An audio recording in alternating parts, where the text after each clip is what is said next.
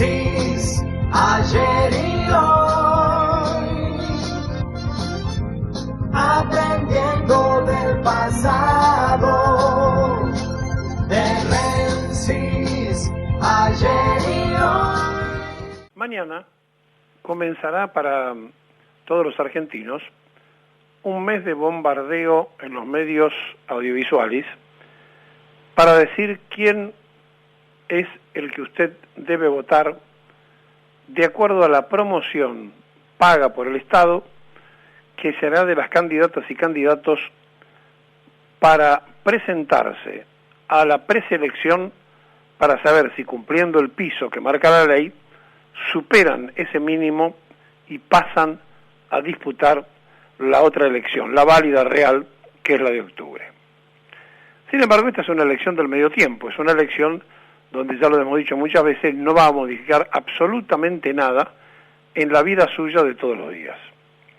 Y no va a modificar nada porque gane Cambiemos, pierda Cambiemos, haya más diputados o menos diputados, más senadores o menos senadores, no logrará el gobierno nacional tener quórum propio para poder terminar los 2 años que le van a faltar a partir de octubre para cumplir con el ciclo de 4 años que marca esta democracia.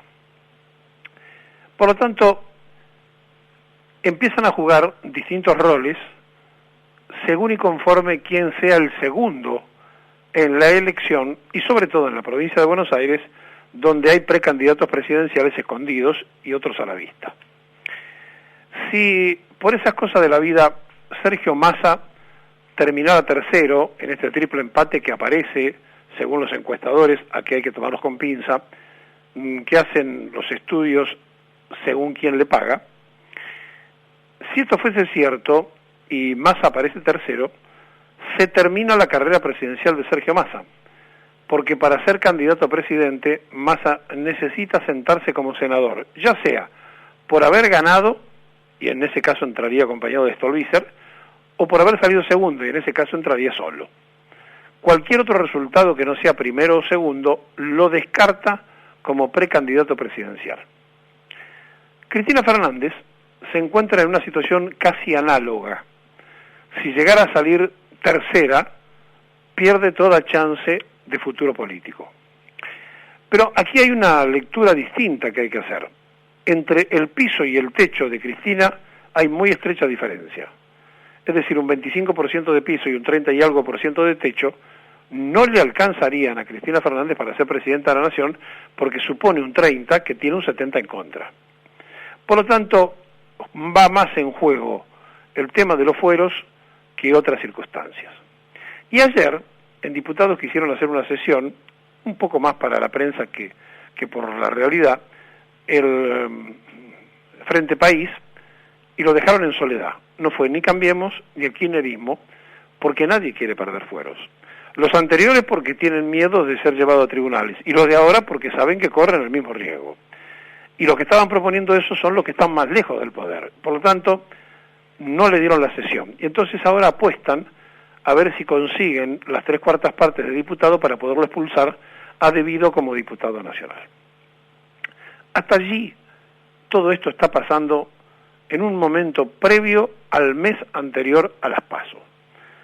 Las PASO son una consecuencia de una derrota que sufrió el kirchnerismo, donde a partir de esa derrota, cuando se soñaba con Cristina eterna, según decía en aquel momento Diana Conti, y que Sergio Massa frena aquella posibilidad en sociedad con el Colorado de Narváez y con el propio Macri, a partir de aquella cosa que ocurre y que no le permiten ganar, y entonces una reforma constitucional, empiezan a ver que había que buscar algo para evitar seguir pasando por esos bochornos, y entonces construyen las PASOs, porque decían que en las PASOs se iban a quedar todos aquellos grupos chicos y menores, y que solamente entonces iba a quedar reducido a los grandes partidos. En ese momento, grandes partidos para Cristina Fernández era el PJ como nervio y motor del Frente para la Victoria, por ejemplo. Y los radicales que estaban allí, más allá de la alianza que después terminaron haciendo. Esto es, haz lo que yo digo, pero no lo que yo hago. En cuanto le toca a Cristina Fernández estar del otro lado del mostrador, lo primero que hace es no creer en las PASO. Dice, yo no compito en ningún interno, ni con Randazzo ni con nadie. Y entonces arma una cosa nueva para no poder competir o para no tener competencia con nadie. Y eso se da casi como réplica en todos los sectores y frentes electorales. Y aparecen algunos que se creen más vivos que el que inventó la pólvora, y entonces hacen sociedades que son los mismos partidos que justamente las PASO tienden a eliminar, es decir, esos partidos chicos que no tienen representatividad, se juntan, arman frentes electorales y se dieron cuenta de que había un error en la ley, porque el financiamiento para la compra de boletas, que lo da la Nación, o sea, por candidato a diputado nacional y candidato a senador nacional, ese dinero se lo tenían que dar según la cantidad de fórmulas. Y entonces, como no tienen nada que hacer, creen que ellos son más vivos que los vivos, y dicen, bueno, presentemos 32 candidatos, y así nos llevamos 70 millones de pesos. Bueno, eso lo quiso hacer el Partido Popular, el Partido Dignidad Popular y otros que integran ese frente, y por supuesto, eso no va a ser así, eso no ocurrirá de esa manera, y más allá que están reconocidos en la justicia provincial y que quizás la lista de concejales puedan correr, las listas a diputados nacionales y senadores no van a ser de esa cantidad de personas. Pero después, que hubo todo un petit escándalo montado en torno a que a un neonazi le iban a dar 20 millones y no sé cuánta cosa, y en realidad no le estaban dando a un neonazi, sino a un partido que es bandera vecinal, que ¿qué hizo? También inventó el negocio para ver cómo le tocaba un poquito más. Presentó 6 fórmulas, que casi cobran 3 millones por cada una de las fórmulas, son 18 millones, aproximadamente 20 millones, que son los famosos 20 millones que dicen que le están dando para financiar al partido de Biondini. Bueno, tampoco va a ocurrir eso, porque tampoco le van a aceptar esto. ¿Y quién decide esto? Adrián Pérez. ¿Quién es Adrián Pérez? Un lilito que se pasó provisoriamente a Massa, que sin vivir en Vicente López fue candidato a intendente de Vicente López, y que después de hacer ese periplo por Vicente López al otro día era funcionario del gobierno de Macri. Y ahora vuelve a juntarse con los lilitos que por supuesto llegaron otra vez con su vieja jefa. ¿Y por qué va a tomar esta determinación? Porque es una avivada. Y porque lo conversa con Frigerio y Frigerio le dice, efectivamente es una avivada. Son pymes para facturar. Bueno, pero hay un problema. Están amparados por la ley. Y entonces, o se cambia la ley, o acá estamos ante una situación jurídica que no sabemos en qué puede terminar, no electoral, porque presentan estas fórmulas y después es muy probable que ni siquiera saquen el 1,5% y se caigan. Pero del punto de vista legal, la ley dice que le tienen que dar la plata. Y entonces, en este mamarracho que son las PASO, y que la propia Cristina, que fue la que lo inventó, no las cumple, el gobierno dice es el momento de voltearlas. ¿Y sabe quién no las quiere voltear? El radicalismo. ¿Y por qué? Y porque el Partido Radical sueña, vive, se desayuna con las internas. Los radicales son especialistas en internas. Cualquier elección interna, se llamen pasos o internas partidarias, a ellos los tensionan, los emocionan y los entretienen. Entonces dijeron, nosotros queremos que las pasos sigan existiendo. Bueno, este mamarracho que son las pasos, que le pone límite efectivamente a las expresiones menores, resulta que ahora han descubierto que los más chicos se creyeron inventores de la pólvora y querían engrupir a los propios chinos para facturarle unos 70 millones, otros 20 millones y por allí andan otros más. Y entonces, con ese mismo criterio, ¿cuál es la capacidad representativa que puede tener cada uno de estos partidos que presentan 2 o 3 fórmulas, o 5 o 4? Porque en realidad el espíritu de las PASO es que compitan. El espíritu de la democracia, de las PASO, cuando fue inventada, era que compitan todos en la interna. Y si ellos dicen que tienen 32 candidatos a diputados nacionales, que todos sabemos que son mentiras, que todos sabemos que es un armado, ¿dónde está la legalidad o la jurisprudencia que dice que están mal? Entonces, ¿qué están haciendo? Están investigando a los candidatos a ver si alguno tiene cuestiones penales pendientes, si tiene papeles mal presentados. Así que no se sabe, en definitiva, todo este mamarracho en qué va a terminar, pero lo cierto es que mañana se habilitan las campañas. Y mañana estará Cristina en Mar del Plata, Massa para no arriesgar mucho en Tigre, Randazzo para no arriesgar mucho en Bolívar, y allí entonces hará cada uno su lanzamiento para ver si la sociedad recibe parte de lo que ellos digan, mientras hay un país aturdido, realmente aturdido, porque lo que se da cuenta es que lo único que no hay en la Argentina es ley. Porque fíjense ustedes, cuando existe una ley, nos encontramos con esto que les estoy comentando, entonces la vigencia plena de una ley en la Argentina no existe.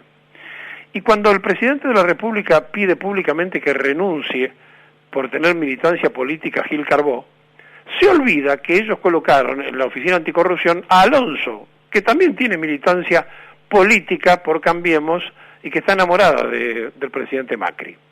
Entonces, cuando se habla y se pide estas cosas, se está violando la voluntad jurídica y legal. Después podemos discutir si Carbó efectivamente está bien o está mal puesta en ese lugar, pero les quiero recordar a todos que fue puesta por el voto del Congreso Nacional, donde, oh casualidad, votaron también los del PRO a favor de Gil Carbó. Entonces, pongámonos de acuerdo en algo. La respetamos siempre, la respetamos de vez en cuando. Gobernamos con decreto, gobernamos con la ley. Jugamos al todo pasa o cuando no nos gusta el resultado lo modificamos. Llevo la pelota y si no gano el partido no vale y entonces me retiro antes. ¿Cómo hacemos para jugar dentro de esta democracia fraudulenta? Y bueno, es eso, es una democracia fraudulenta que tiene leyes, decretos y funcionarios que la verdad nos aburren a todos. Y mientras estas cosas nos ocurren, ayer todos los canales de noticias se dedicaron a cubrir algo que merece un análisis sociológico y lo vamos a dividir para analizar. Lo primero, que la gobernadora de la provincia de Buenos Aires, con la plata de los contribuyentes de Buenos Aires, el Banco Provincia y Jorge Macri, que maneja el grupo del VAPRO, decidieron, sería bueno que expliquen quién va a poner la plata esa, que cada 3.000 pesos que se consumieran con las tarjetas que hacía el banco había un 50% de descuento en los hipermercados y supermercados. Es decir, ¿quién va a poner ese 50%? Lo pone el Banco Provincia. ¿Y el Banco Provincia qué hizo con eso? ¿Hizo un hecho social para beneficiar a los que menos tienen? ¿Ustedes vieron a los humildes que pueden ganar 4.000 pesos o que no tienen para comer llevándose 3 carritos en un supermercado? No, no eran esa clase de consumidores. Por el otro lado, este escándalo que se produce demuestra lo que somos y cómo somos. Mire, en el año 78, en plena dictadura militar, apareció la televisión color. Entonces, cruzaban a Brasil y compraban no un televisor, 2. Y a partir de allí le pusieron a los argentinos DM2, porque la gente iba a comprar de a 2, no compraba uno. Vino la locura reciente por Chile y fueron a Chile y vaciaron las tiendas de Chile. Cada vez que aparece alguna opción de este tipo, aparece como hormigas los argentinos consumistas, pero esto merece un análisis, porque ayer decían los que comentaban que la gente compraba comestibles, y lo que mostraban eran pañales, leche para bebé, o sea, buscaban mostrar los carritos y no se veía muchísimo combustible que digamos, muchísimo comestible que digamos, pero sí se veía que había gente que estaba en condiciones de usar la tarjeta de la esposa o la tarjeta de la pareja y del marido, y entonces tenían 2 opciones, es decir, gastar 3.000 pesos por un lado y 3.000 por el otro, gastaban 6.000 y se estaban ahorrando 3.000 pesos y eso eran 2 o 3 changuitos o carritos. Muy bien. Este estudio es para indicar que hicieron 6 horas de cola. Cuando fueron a Chile hicieron 8 horas de cola en la frontera. Entonces, el sujeto argentino que hace ese tipo de cosas es digno de ser psicoanalizado. Porque, ¿cuál es la psicopatía que tiene ese argentino que hace ese tipo de situaciones? De estar un día, mediodía, de llamar a la familia, de llamar a un refuerzo, vení a ayudarme, así me llevo los carritos del supermercado. ¿Sí? ¿Dónde está ese secreto? ¿En que se roba el 50%? ¿O en un afán capitalista de alto consumo que no está dado para el que menos tenía, repito, sino que está dado para una determinada clase de gente que puede consumirlo y donde además se hacían compras porque el hecho era ir a consumir. Y a partir de acá, los estudios que sacamos. Estamos diciendo todos los días que nos roban históricamente los comerciantes, que los supermercados son los principales responsables de la degradación de los precios, y es una demostración palpable. Vendieron lo que no habían imaginado vender y tuvieron que echar a la gente, apagar las luces y cerrar las persianas, porque ya habían desmantelado el stock de los supermercados por esta casi, entre comillas, guerrilla de consumo de la sociedad que iba con las tarjetas del Banco Provincia. Bien, les pregunto a esos señores, si de verdad ellos vendieran haciendo ofertas a los precios que pueden vender porque ganan igual, ¿no les sería mucho más productivo para ellos tener siempre una venta mayoritaria y la gente peleándose para comprar porque los precios son baratos, en lugar de vivir remarcándolo todos los días con una tropilla de gente que anda remarcando precios constante y permanentemente, o que pone los precios de la misma cadena de supermercado según el barrio donde se consume el mismo producto? ¿Por qué esta delincuencia de estafar a quien es el cliente del supermercado y por qué este afán de consumir de la sociedad argentina? Son dos preguntas que nos tenemos que hacer para saber y definir en qué sociedad vivimos. Y cuando uno escucha por allí aquellos que levantan banderas en contra de la sociedad capitalista y se dan cuenta que vivimos en esta sociedad de alto consumo y donde las discusiones se hacen porque los chicos quieren tener el último teléfono, la última zapatilla, por la marca, y por eso la Salada, cuando copiaba marcas, vendía lo que vendía, y vende lo que vende, porque siguen vendiendo.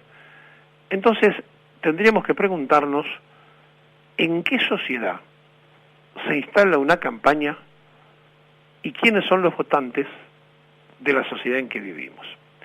En un ratito le vamos a preguntar si usted tiene decidido su voto y qué piensa hacer para las PASO.